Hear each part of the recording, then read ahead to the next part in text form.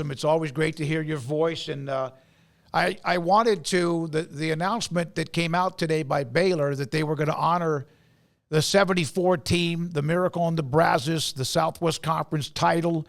And the very first thing I thought about, well, besides that's fantastic, 50 years ago, is also just to get a quick reaction from you on what that means to you and what you think it means to the team that did that.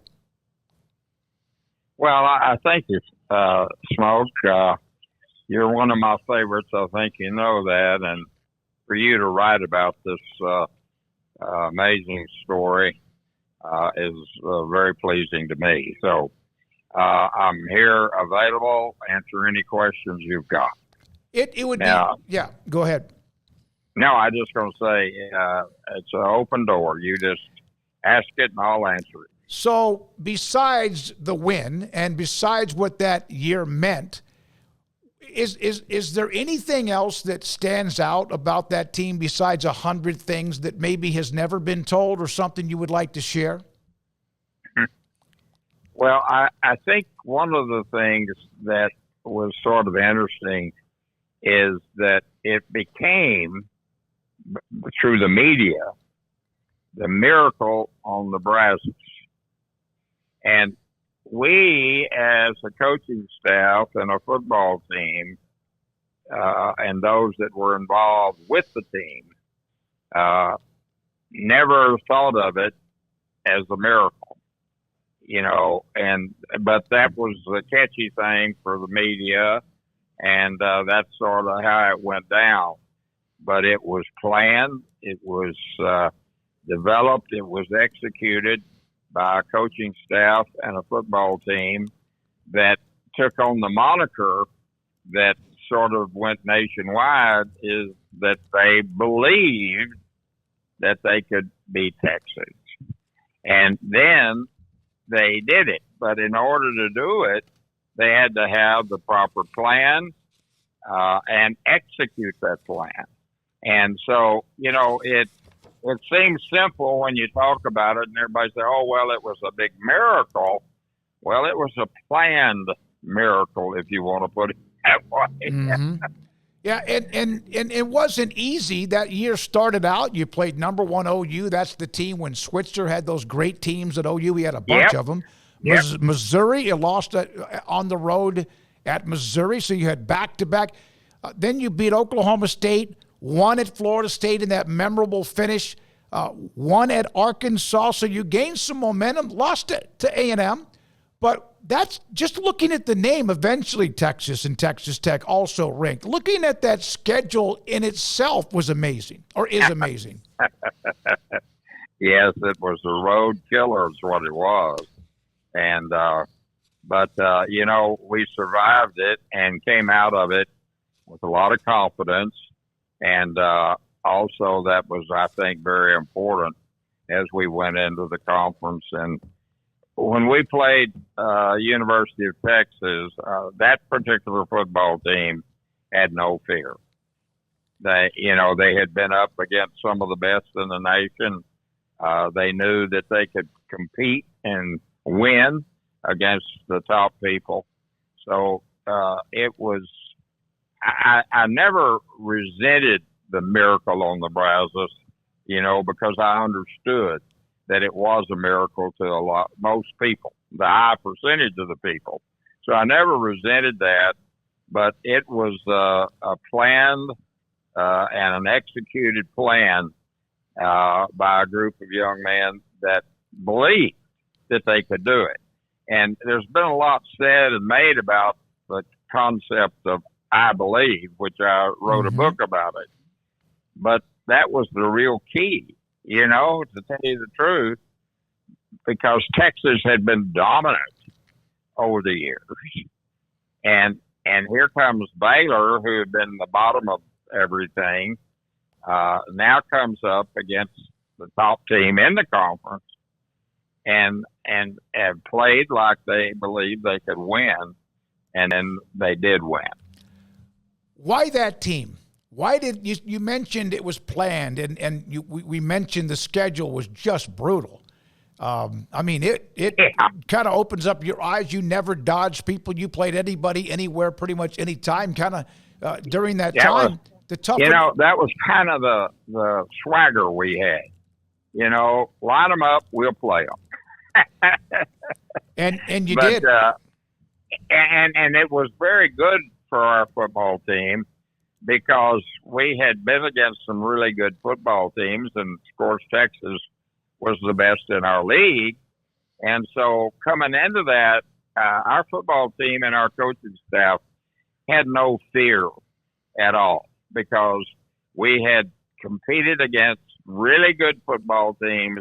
We had showed that we could win, and why not against the University of Texas? And so that's how we went into the game, with the mentality that, hey, this is just a game that's in our conference, and we're as good or better than they are, and we'll have to prove it on the football field. And we did. 24-7 at halftime. What changed? Well, Smoke, that's, I think, the question that most football folks want to know all the time. What changed? Well, okay. Yeah. Well, Donnell just mentioned Neil Jeffrey. Yeah. Neil was stuttering quarterback that certainly wasn't a national known or ranked guy, became a quarterback, but he had one of the most important aspects of human relations. And that was, he was an humble executor. He quietly would go into a game or into a huddle. He exuded confidence, and then he performed it. And he was kind of an unlikely type kid to do that, in the sense that he wasn't fast, he wasn't strong, he wasn't that big, and he was a winner. That's the big thing. He was a winner and suited that. And he scored the first touchdown to kind of start this comeback in that third quarter. Yes, he did. Yeah, and it was a game when you sit back and look at it. It was a classic game of supposed. We never thought of ourselves as underdogs, but the media did.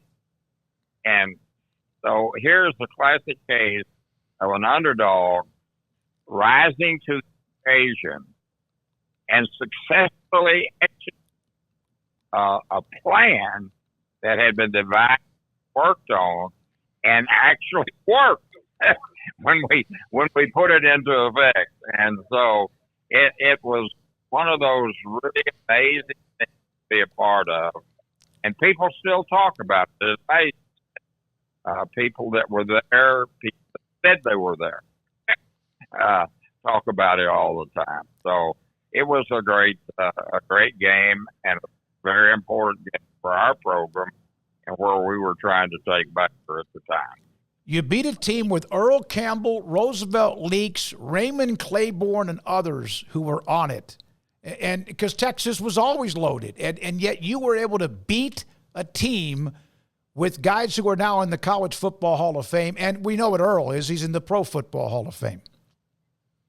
Well, that's the truth. And of course, that's what, people, it was given the title of the Miracle on the Brazos. And the miracle part of it was that we were not supposed to win, and we did. So that's what the miracle was all about. But that didn't really aptly describe what took place, because, they had the blue chip players and we didn't. And they had the history of success and we didn't. But on that particular day and that particular game, we were the best team on the field. So you're not supposed to win, all of that. And Texas, of course, we know their history. You ended up beating them more than just that game. There was the Worm. There was the 1980 team. There were other teams. And like I said, you played anybody, all of the big boys, and you played them head up and won some of those games too. Yeah, well, that was my philosophy, Smoke, is that I wanted to compete against the best, because to do that, you have to become the best and believe that you can be the best and beat those teams. So we just took them on. I mean, you go back and look at the schedules that we played on the road. Mm-hmm. That we didn't get many of those folks at home. We had to travel. And but we wanted to play them, and it made us better. It made us a better team. And if we didn't get all beat up, that was the big key. That's why people don't know a lot about this. But I was also a track coach in my college career, so I knew how to train people for conditioning and running.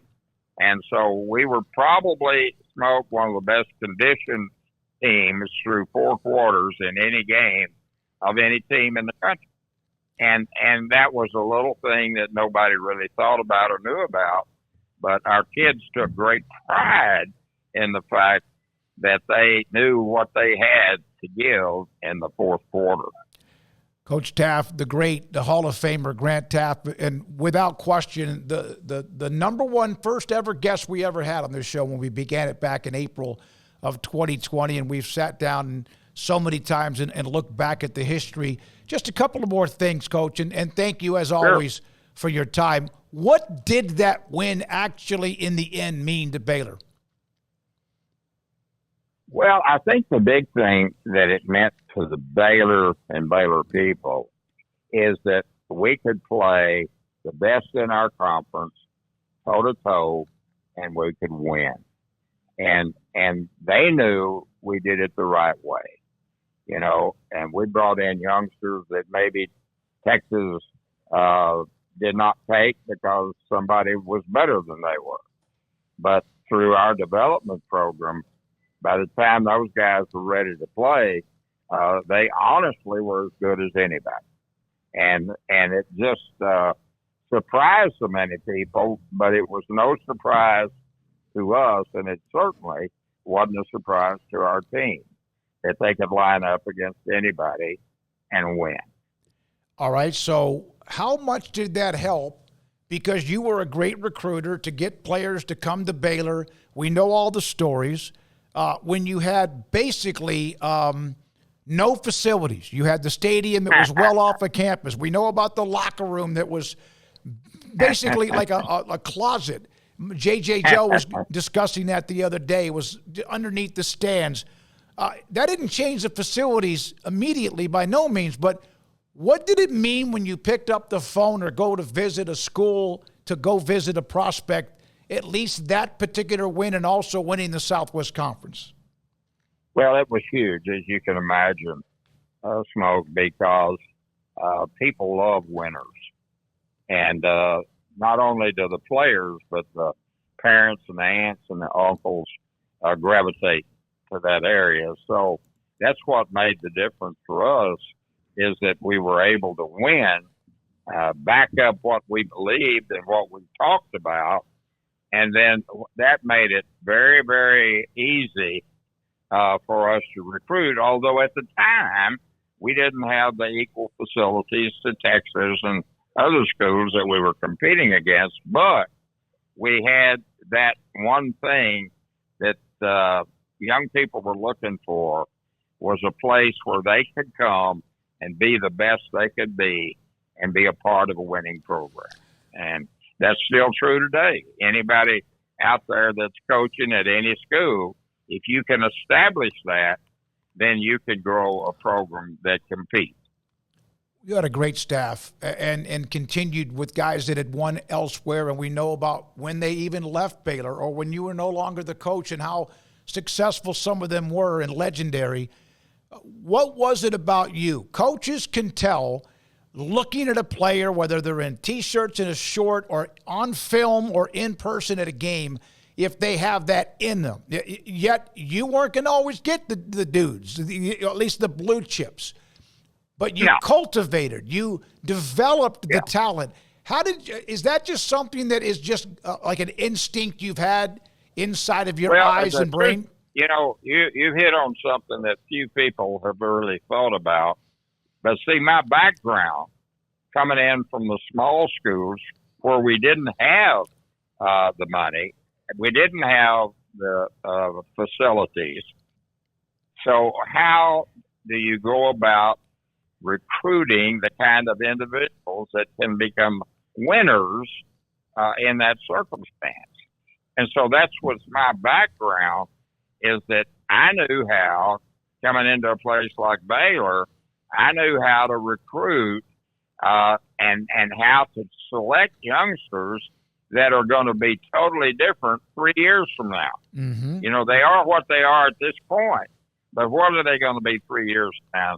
That, if you boiled it down, I think that was a major key to our success, plus having some really good coaches that knew what they were doing, was that we could project a youngster out of high school basically what he would be 3 or 4 years from now.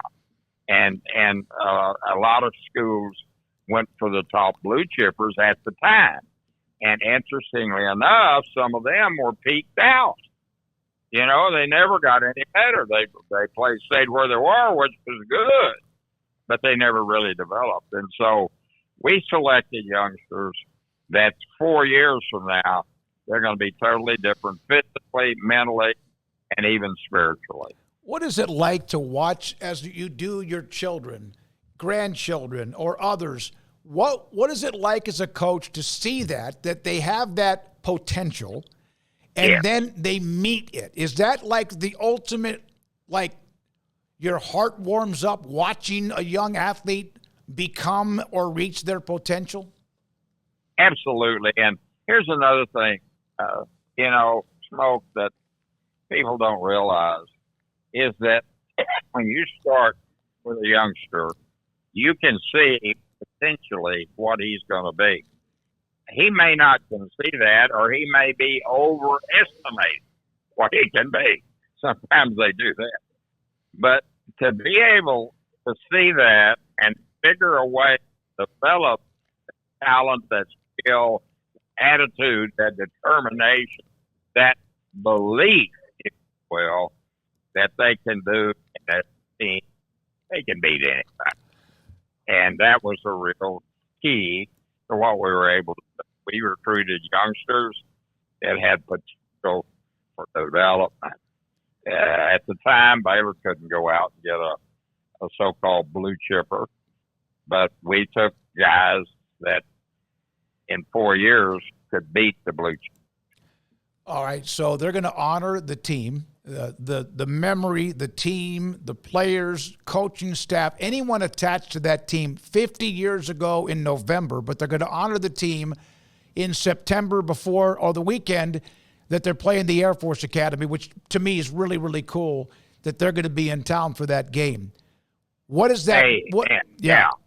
And you had a great relationship back in the day with Fisher DeBerry, among others that were a part of the U.S. Air Force football program. But absolutely, what does this mean to you? 50 years ago, and here you are, and they're going to honor the fact that it's the 50th anniversary. Wow. You know, I hadn't thought that much about it, but you're bringing back some lumps in my throat to see those youngsters develop from where they were to be able to win on that football field, do it with integrity, a great amount of pride, and effort. One of the things that we really based everything on was an individual, thus the team, giving total effort to everything they attempted to do. And we asked for that not only on the football field, but in the classroom and in their behavior out of the classroom. And so, you know, it was a combination of things that made our team what they were. They became very close. They believed in each other. They believed in their coaching. And when we said Sic'Em, they sicked them. Oh, you did. And you did throughout your career. I'm glad I asked you that question. I love the reaction, the emotions from you. That it's time to honor that team because of the calendar, because of the 50 years, and there's the 20 years and 30 years and 40, 50 years, and here you are being able to talk about it again. And honestly, it is just hard to think about and believe. Mm-hmm. I remember going to games when I was a young coach, and they were honoring a team that had been, successful or something. And it's just a great thing for me, for Donnell and our girls and the coaching staffs and their families to see the team honored and recognized these 50 years later, because, Smoke, they really were. Yeah, they earned it. They deserved it. And it's a memory that Baylor fans will always remember. And, of course, you giving me the time, as you've done so many times. You've always given me the time. But, my God, I love talking to you. And I love going down the trips of memory lane and also seeing how you're doing. And thank you so much for your time and in sharing those memories and some of the moments that led to that miracle on the Brazos and the win that you said, as you said, was planned to beat Texas, that led to a Southwest Conference championship. That's right. Well, we love you, Smoke, and the great job you do. And I'm at your beck and call and always have been. Thank you so much, Coach. We love you. I love you. Thank you. All right, buddy. Bye-bye now. That's the great, the legend, Grant Teaff. Baylor will honor the 1974 Southwest Conference championship team in September before the weekend that they host the U.S. Air Force Academy coming to town in September at McLean Stadium. This is, 365 Sports.